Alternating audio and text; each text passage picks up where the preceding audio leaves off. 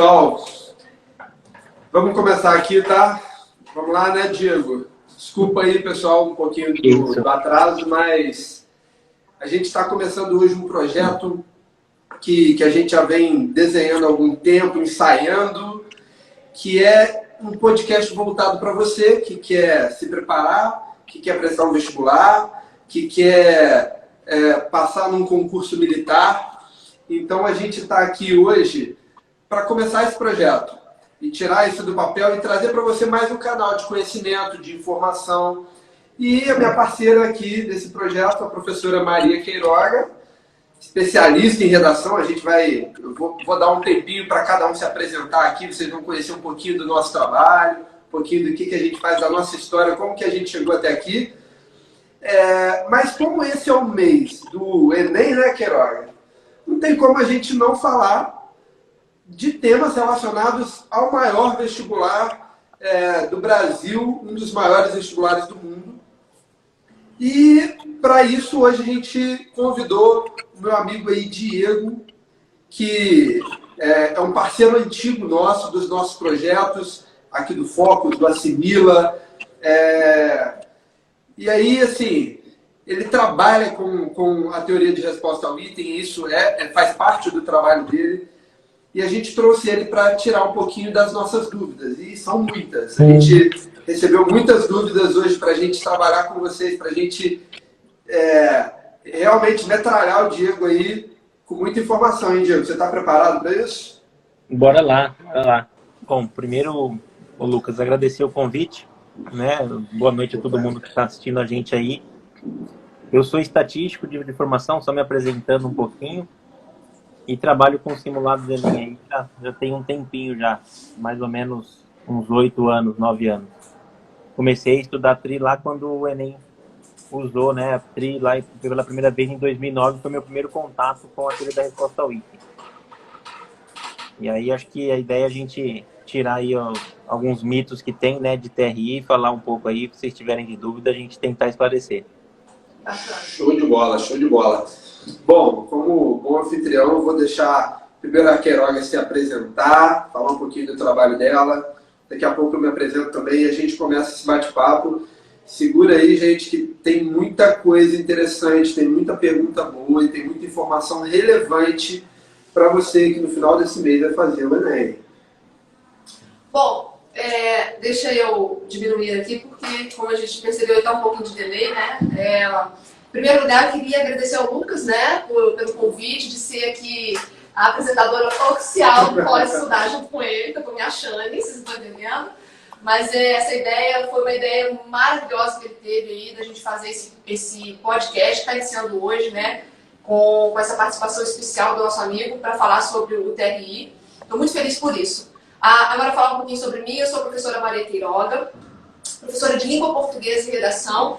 E, professora, a senhora é especialista no Enem, a senhora é especialista no FUVEST, a senhora é especialista... Eu gosto, muitos alunos, eu recebo muitas perguntas no meu Instagram, na minha rede social. Se você não me segue e está vendo aqui a live agora, você pode ver que no meu Instagram eu priorizo por dizer que eu sou professora de Língua Portuguesa e Redação. Então, não importa a prova que você vai fazer, né, eu gosto de pegar todos os públicos, né? Então, principalmente o público de pré-vestibular, de pré-militar. E é isso, eu tenho 10 anos de experiência em sala de aula e com curso preparatório. Atualmente eu sou mestranda, eu faço mestrado em língua portuguesa na nossa querida UERJ. E é isso, tenho trazido aí conteúdos tanto no Gramática Contexto, canal Gramática Contexto, quanto agora também aqui para o Focus e para o Assimila. E conto comigo para também falar, que é o que eu quero falar muito aqui hoje, o meu foco vai ser falar sobre questões difíceis da prova de linguagem. Quais são as questões mais difíceis? Quais são as questões mais fáceis? Né? O que costuma pegar mais os nossos alunos no que diz respeito à matéria, ou melhor, à área de linguagens? Então eu vou falar um pouquinho aí, vou comentar um pouquinho sobre isso também hoje. Show de bola, show de bola. Bom, pessoal, então, para quem não... Deixa eu só colocar o Diego de novo aqui, que eu acho que o Diego bem caiu rapidinho. Deixa eu chamar ele aqui de novo para o nosso bate-papo. Um segundinho, galera. Vou chamar ele aqui. Bom, Diego voltou aí. Bom, galera, então deixa eu me apresentar um pouquinho também, né?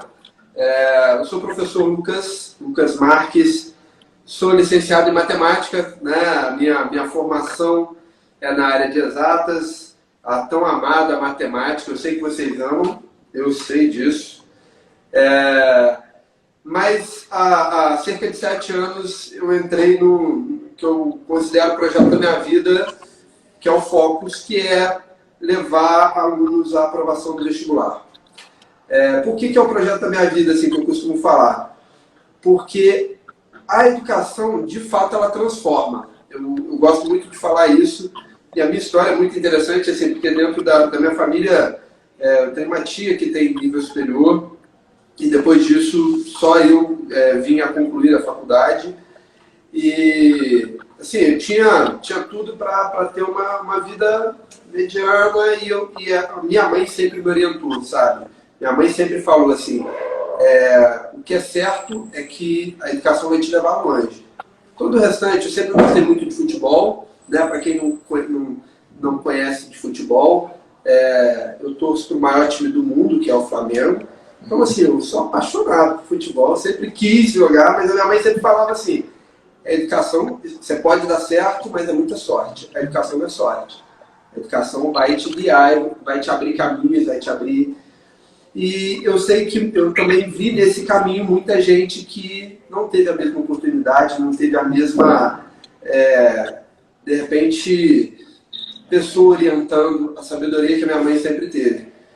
E, assim, desde então eu resolvi que eu iria ajudar pessoas a chegar, a transformar vidas. E aí eu fundei o Focus. Hoje nós temos aí também o Assimila como um projeto para atender mais pessoas e de uma maneira mais democrática, com valores mais acessíveis, enfim. E hoje a gente está aqui começando esse projeto que é realmente levar esse conhecimento, falar de vestibular, mostrar caminhos, porque o militar, por exemplo, é uma espécie de vestibular. Ele também transforma. E, gente, cada história fantástica de aluno de escola pública que, pô, hoje está aí com uma vida super estável e que você vai ver pura superação. É um cara que estudou e, assim, ele abriu mão de estar numa balada, de estar em algum lugar para estar estudando. E eu quero mostrar para vocês que isso vale a pena. Beleza? Bom, mas vamos lá. Vamos falar do nosso tema de hoje, né, Queiroga? Vamos falar da TRI, né? O que é a TRI? A temida e misteriosa teoria de resposta ao item. Né? A pergunta que a gente mais ouve aqui, poxa, professor, um amigo meu acertou menos questão que eu e tirou uma nota maior. Como que isso acontece? Né? E a TRI é um método, né, de pontuação que o INEP adota desde 2009, quando houve uma reformulação do Enem. Então, tem muitas dúvidas sobre isso, e eu queria, antes da gente dissecar essas dúvidas, da gente bombardear aí o Diego. Diego, explica pra gente aí, o que é a TRI? Ela é recente? O INEP inventou isso em 2009? Como que isso funciona? Conta pra gente. Maravilha, é uma boa pergunta, né? O que é a teoria da resposta ao item, né? Ela é um modelo estatístico que mede o traço latente de quem está aplicando um instrumento ali que é usado a TRI, né? Mas o que significa traço latente? O que significa isso na prática, né? A TRI, ela não é nova aqui no Brasil, né? A gente tem ali o Exame Nacional, né, do Ensino Médio, que é o Enem, que usa desde 2009, mas ela já é aplicada desde 95 no SAEB, né? Que é o nosso exame que avalia os alunos de ensino fundamental. E também ela é aplicada já há muito mais tempo no PISA, que é a principal avaliação mundial que compara os indicadores entre países para saber como está a comparação à educação mundial, né?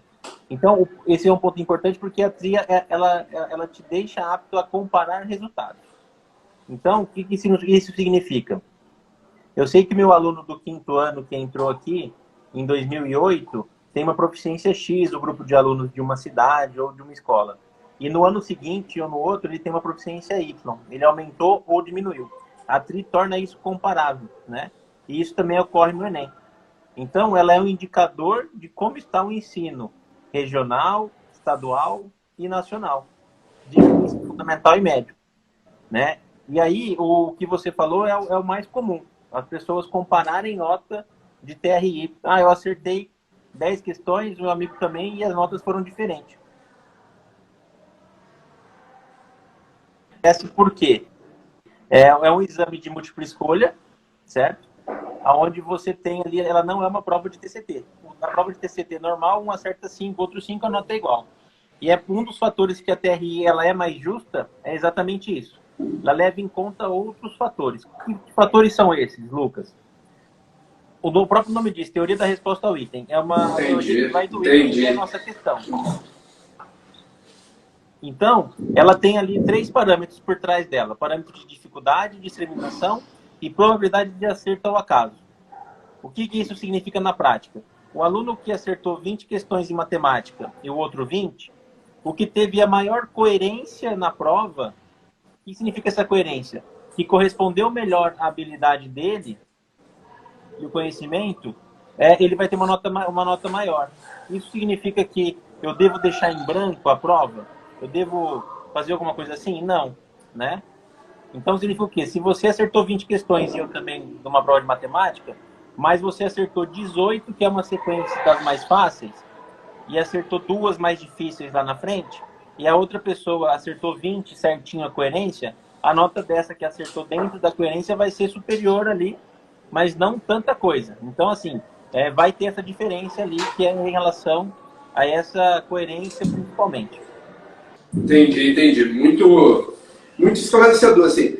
Para quem não sabe, tá, gente? TCT é Teoria Clássica dos Testes. Teoria Clássica dos Testes, o Diego pode me corrigir aí se eu estiver falando besteira, mas é um puro percentual, né? A gente tem tantas questões, acertei tantas, é um percentual de acertos, mas como ele falou, a TRI, ela corrige aí as questões de chute, né? O cara que não sabe e tenta chutar e acaba acertando, mas ela identifica que não há uma coerência nas respostas. Exatamente, ou seja, o chute no Enem é muito perigoso, né? E tem que ser mesmo, porque a gente tem também, se a gente for comparar, né, com outras provas, por exemplo, como da banca SESC, também tem essa questão. Se você errar uma, é um pouquinho diferente do TRI, mas é bom tomar cuidado. Por isso que aí a gente já deixa a dica aqui, né, Lucas? Chute, gente. Não é para você, não é. Assim, tem algumas estratégias, galera, que a gente... eu, por exemplo, passo na minha matéria, mas ela serve para todas as matérias. E a gente chama da metodologia do jogo de palitos. Quem nunca... Eu acho que a molecada aí... Gente, eu não sou tão velho assim, tá? Mas eu tenho certeza que vocês não... Muitos aí nunca jogaram, mas a Queiroga com certeza já jogou, ela é da minha faixa. Aquele joguinho de palitos que você tem várias cores, você joga ali e você tem que tirar um palito sem mexer com o outro. Uhum. Qual a estratégia que a gente utiliza nesse jogo? Normalmente você vai tentar tirar o que está por cima, o que é mais fácil. Eu uso muito essa técnica com os meus alunos, ou seja, não é você deixar de responder, é você começar pelo que é mais fácil. Você não vai começar pelo palitinho preto vale mais, eu vou pegar ele lá de baixo. Não, você vai desmoronar tudo. Então, qual é a técnica que eu normalmente utilizo? Galera, dá uma olhada ali a questão, sei fazer? Faz. Eu sei fazer, mas vai levar tempo. É uma questão, provavelmente uma questão média. Deixa eu marcar que eu vou fazer as fáceis. Faz as fáceis, depois volta, faz as médias, depois volta, faz as difíceis. Porque desse jeito ele não deixa de responder. Você falou assim, de uma banca do CESP, né? Uhum. Eu lembro muito dos meus tios assim, não, você tem que fazer concurso. Eu vou fazer o concurso da Polícia Rodoviária, mas é muito difícil. E cada questão que a gente erra, elimina uma certa. Então a estratégia é não responder se eu não sei. Mas no Enem, isso não vale, gente. No Enem não vale isso. Você não sabe, não responder. Não. Vai nas que você sabe. Esse é um ponto dessa forma você vai ter uma coerência. Você pode até errar as difíceis, mas você vai ter uma coerência dentro da sua prova, é uma técnica que eu tento passar muito para os meus alunos, que eu acho que é válida. Assim. Você tem alguma pergunta aí pro Diego? Eu tenho a pergunta que acho que a gente mais ouve, né? Como que a banca, né, julga o que é uma questão difícil e o que é uma questão fácil? Boa pergunta. Boa pergunta. Porque o que é fácil para você não é fácil para mim, né? Por exemplo, uma questão aqui de, sei lá, de logaritmo. Para mim pode ser uma questão ridícula, mas para você talvez não seja. Então, como a banca julga isso para poder aplicar né, esse método aí? Quem determina isso, Diego? Qual questão é fácil, qual é média, qual é difícil? Esse é um excelente ponto, né? Antes da gente entrar aí nessa dúvida, só um ponto que eu acho que é importante em relação ao chute. O que acontece?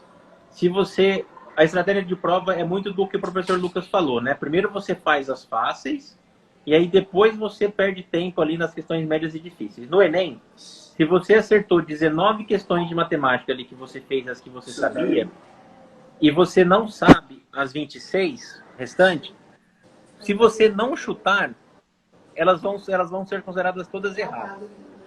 Tá? Então, independentemente da coerência, se você chutar uma questão a mais e acertar, a sua nota vai ser maior. Se ela for coerente, ela vai ser bem maior. Se ela não for coerente, ela vai ser um pouquinho só maior. Então, é muito importante você sempre, ao invés de deixar em branco, você tentar chutar. Porque isso não vai interferir a sua coerência pedagógica dentro da TRI. Tá? Entrando agora um pouco no que vocês perguntaram em relação a como que é feito o nível de dificuldade, o que acontece?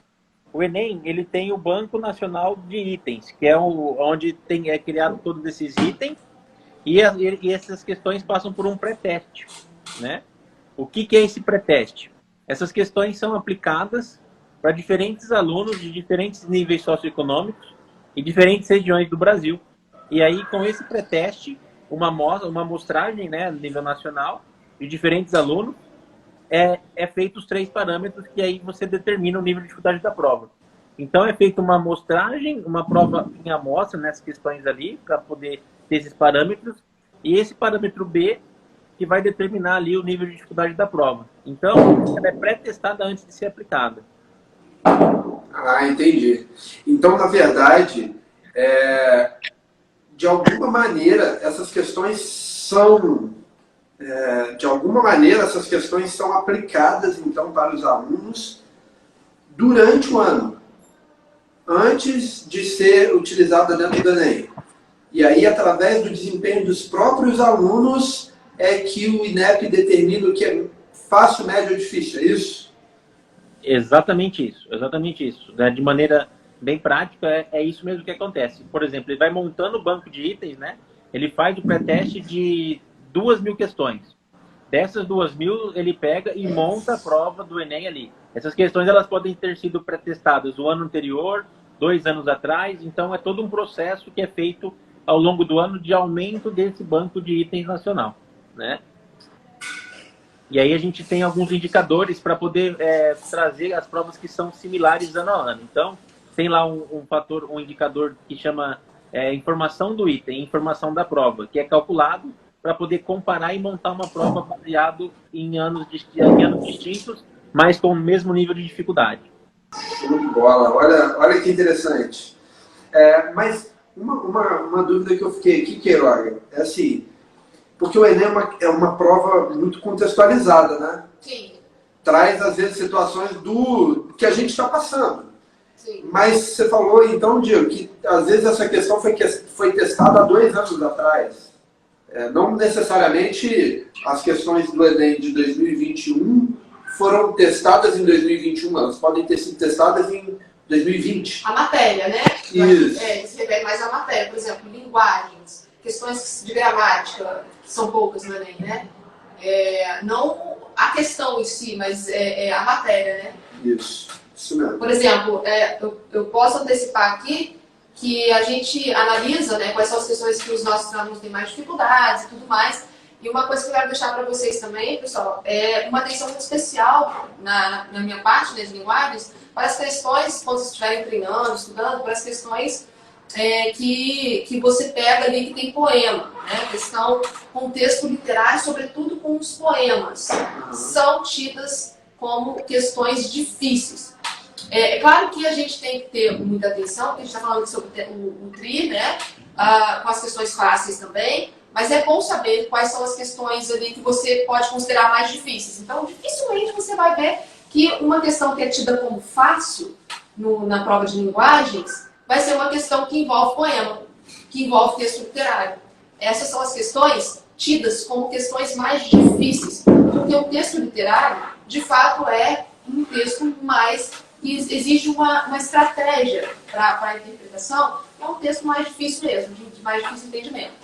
Então, só para saber aí, como que você faz para saber quais são as questões mais fáceis e tal, aí a gente tem dando uma dica aí sobre linguagens, né? Sobre linguagens, isso mesmo. Ô Diego, mas pelo jeito que você falou aí, então assim, vamos supor, eu estou aqui no Focus e eu quero montar um simulado. Aí eu vou lá e monto o simulado. Eu não consigo, não é tão simples de montar um simulado e fornecer o resultado desse simulado como uma nota com a nota dada pela TRI, né? Com a metodologia da TRI. E aí é que entra, por exemplo, o seu serviço, né? Hoje você trabalha, você é CEO da TRI Eduque, uma empresa, a gente já trabalha com você já há uns 3 anos. Me explica um pouquinho como que é feito os simulados de vocês, porque eu sei por causa própria, né? Eu até posso montar um simulado, mas eu não vou conseguir dar a nota como o MEC dá, como sairia a nota do Enem. Essa é uma pergunta legal também, Lucas. É muito comum o professor falar, né, que não é o caso seu aí, que você mesmo já notou isso. Porque o professor fala, não, eu vou montar a prova aqui, eu pego o que eu acho que é fácil, o que eu acho que é médio, o que é difícil, monto uma prova, e se o aluno acertar 3, eu ponho uma nota X de TRI, ele faz uma TRI ali mascarada, né? O que é necessário para fazer a TRI, além de só fazer uma regrinha de 3 ou rodar um modelo? É todo um trabalho que a gente chama, na metodologia, de equalização. Como que a Eduque faz isso para ser comparável um pouco com o Enem? O que significa isso? O aluno tinha que tirar 700 no simulado e a proficiência dele, de fato, está ali entre 700, né? Está entre 670 e 730, por exemplo. Então, o que a gente faz para isso? A gente faz os nossos simulados ao longo do ano, que a gente chama de pré-testes. Então, a gente vai lá, a gente faz simulados aberto nacional. Você deve ter visto alguma divulgação nossa, que a gente faz e convida alunos e escolas para poder fazer um grande simulado aberto. Esse simulado aberto que a gente faz, a gente traz questões que já caíram no Enem e que a Treduc já fez uma análise com os microdados para identificar um parâmetro aproximado ali dessas questões. Então, a gente traz essas questões para a prova, a gente aplica a prova e a gente tem um nível de dificuldade da nossa prova aplicada. E os itens nossos que a gente elaborou, a gente vai ter parâmetros que foram feitos numa mesma prova com itens do Enem. Então, a gente, aí, na hora de fazer o cálculo, a gente tem 3 etapas ali importantes, que eu não vou entrar muito no detalhe, porque é uma coisa muito técnica e estatística, que a gente torna esses parâmetros e nossa prova comparável. Então, a gente monta a nossa prova de simulado com questões nossas que foram pré-testadas também, mas não equalizando elas com o do Enem, tornando comparável, né? Por isso, a nossa prova do simulado é 100% inédita. A gente faz também um trabalho prévio, no nosso caso é normalmente 1 ano antes, para ter esses parâmetros de maneira adequada. Entendi. Então, os seus simulados, na verdade, então, você não trabalha com questões, você não monta um simulado baseado em questões do Enem. Você elabora questões do modelo Enem, olha isso. Porque isso também é muito interessante, né? Porque, assim, nós, enquanto professores, a gente pode falar com propriedade, né, Queiroga? Que a gente acaba, assim, selecionando questões que já caíram, né? Mas acaba que, às vezes, o aluno, ele já viu aquela questão. E, querendo ou não, o nosso cérebro acaba resolvendo ou respondendo por se lembrar de alguma explicação que ele já teve daquela questão específica. Isso soa muito como decoreba, né? Muito na minha matéria, por exemplo, eu falo muito com os alunos, é como fazer, não qual número está ali, qual é o contexto, não. Eu posso fazer a mesma conta com laranja e com maçã. Isso é importantíssimo, né, Lucas? Porque cada vez mais as provas, o Enem, qualquer prova, está cobrando isso do candidato, né? Ele usar a ferramenta, fazer, né? ele usar, ele saber aplicar. Porque isso é muito importante deixar aqui para o nosso aluno hoje, porque é para mostrar que, olha, gente, a decoreba ficou para trás. Já era. Não tem esse papo de você decorar aquilo ali só para passar na prova, mas saber mesmo, aprender de verdade. Já era. Eu falo muito com os meus alunos assim, que parece piada, mas não é. Aquele episódio do Chaves, que o professor passa uma pergunta, alguma coisa lá, e o Chaves fala assim, pô, professor, sabia fazer essa com laranja. Pô, mas pior que às vezes é assim. Muito bom. Pior que é assim. Pior que você põe a mesma conta. Só que era a Maria, você botou o João, e ao invés de ser uma lanchonete, era um mercado. Mas a conta é a mesma. Olha, isso serve pra tudo, viu? Não serve só pra matemática, não, tá? E assim, gente, é aprender a fazer isso. Por que eu gosto de destacar isso? Eu conheço o trabalho do Diego já há 3 anos. A gente trabalha com o Diego tanto no Focus quanto no Assimila. Você assim, professor, eu sou assinante do Assimila. Eu tenho esse simulado dentro da plataforma do Assimila. Você tem o simulado com correção pela TRI dentro do Assimila e é o simulado da Treduc. Então, uma empresa que já está acostumada a trabalhar com isso, então você tem questões inéditas, você tem correção pela TRI, você tem o diagnóstico, né? Porque uma outra coisa que a TRI trabalha, além dela não ser decoreba, como a gente acabou de falar, é que ela analisa as habilidades. E é como hoje a educação está pautada em habilidades. Na verdade, áreas de conhecimentos e habilidades. Isso é fundamental. Então a gente acaba conseguindo ter um diagnóstico a cada simulado que é feito. Por isso, galera, faz parte da sua preparação do simulado. Queiroga pode falar um pouquinho, eu tenho certeza que com você também já aconteceu, mas tem aluno que foge do simulado. Gente, não é escola, vocês não estão mais na escola. Vocês fugirem da prova, levar atestado, arrumar não sei o quê. O simulado faz parte da preparação, você tem que errar ali para você saber onde você está errando e na hora que você chegar na prova você já tem corrigido isso. Na verdade, ainda tem isso, até na preparação. Com certeza, concordo. Né? Beleza? Bom, tinha uma pergunta aqui que a gente recebeu, Diego. Tem como eu usar a TRI a meu favor? Eu consigo usar a TRI a meu favor? Como eu consigo fazer isso? Olha, essa pergunta é uma pergunta bem interessante, né? Como que você usa a TRI a seu favor? Estudando o ano todo e tendo calma na hora de fazer a prova. Não tem segredo, não tem mágica.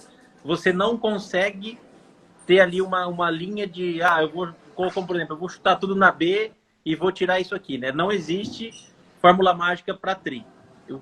Isso que torna ela mais justa, né? Aquilo que eu expliquei.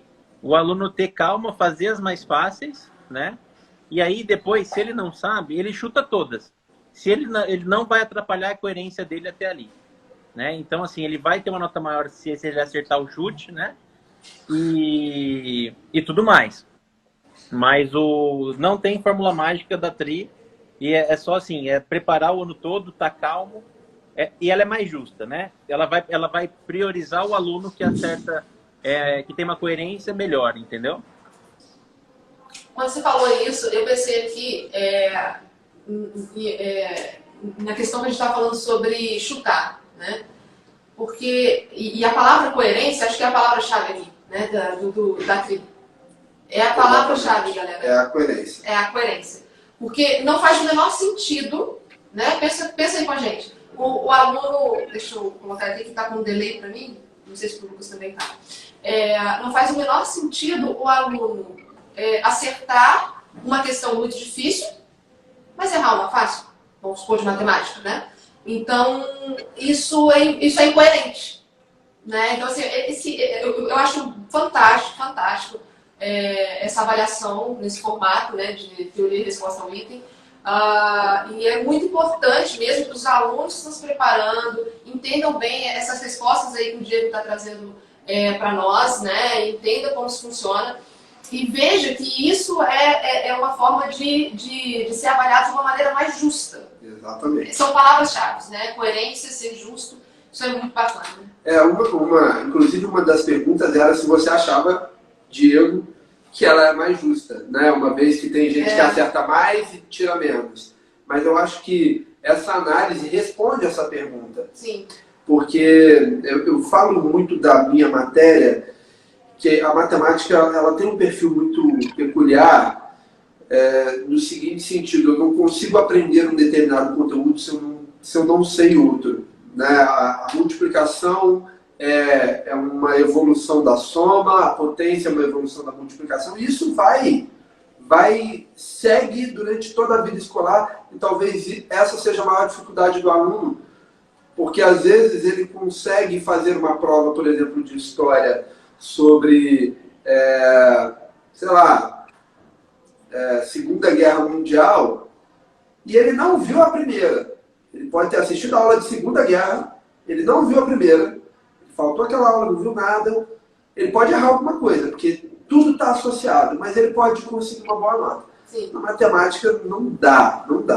E aí é que entra, por exemplo, essa coerência que a gente está falando, porque como que eu pego uma continha que é só o cara somar e o cara erra?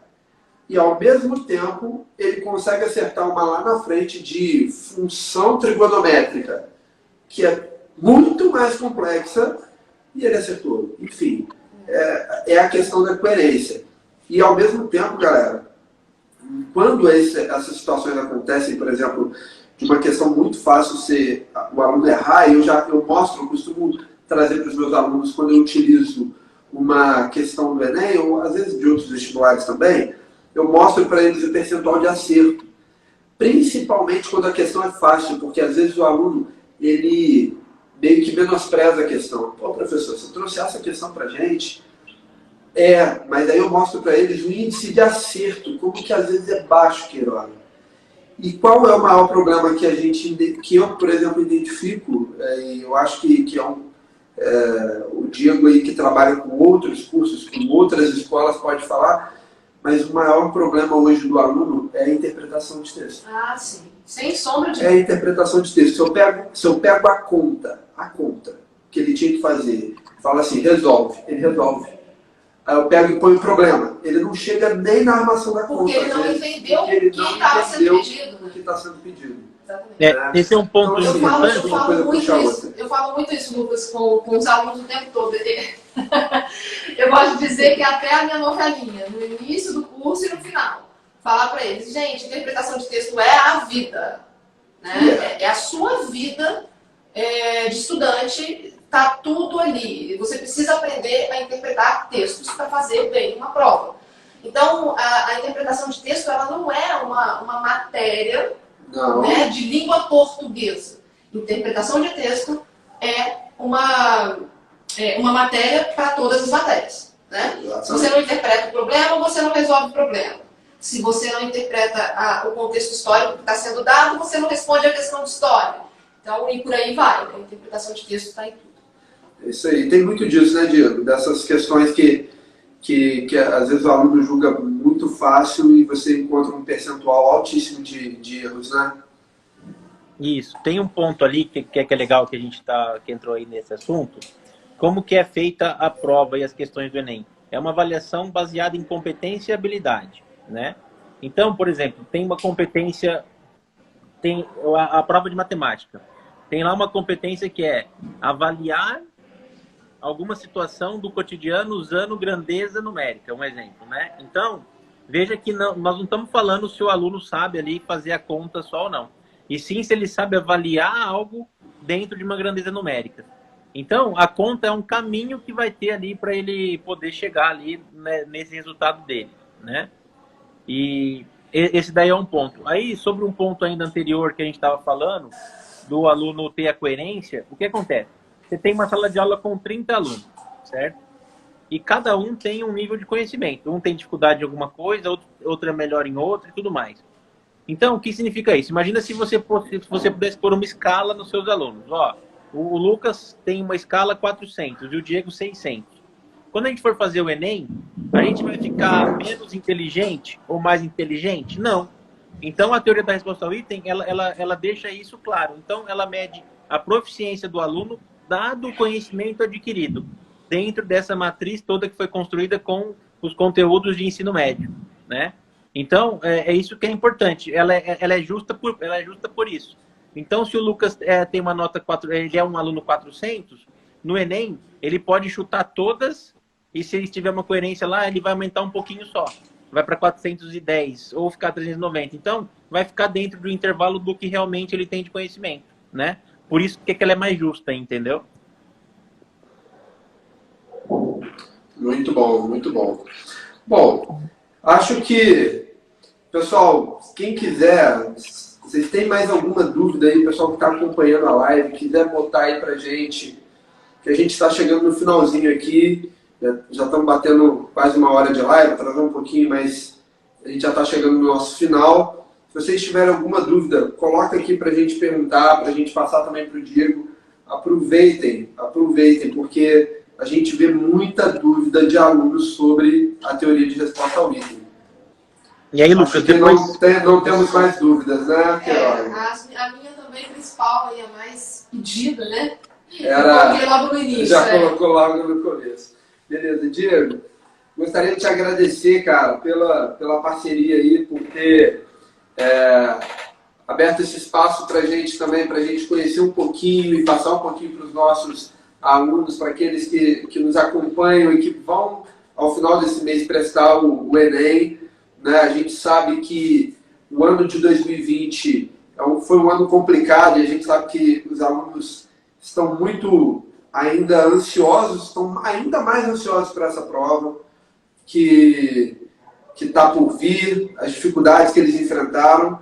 Eu acho que tudo que a gente puder trazer para acrescentar e para ajudar eles no momento da prova é fundamental. Queria te agradecer, tá, meu amigo? Deixa o meu agradecimento também. Muito obrigada. Obrigada aí por ter ajudado, né, aos meus alunos também que estão assistindo. Com certeza que vão se beneficiar aí com os seus esclarecimentos. Obrigada. Okay. Eu que agradeço o convite, Lucas. Um prazer estar aqui. A gente vai encerrar, tá? Galera, esse podcast, semana que vem, sexta-feira, o nosso tema vai ser sobre temas de redação para o Enem. Eu sei que vocês adoram temas que vocês não podem deixar de estar preparados, não podem deixar de ver, de analisar, porque a chance de algo relacionado aparecer no Enem vai ser grande. Então, acompanhem esse podcast de hoje.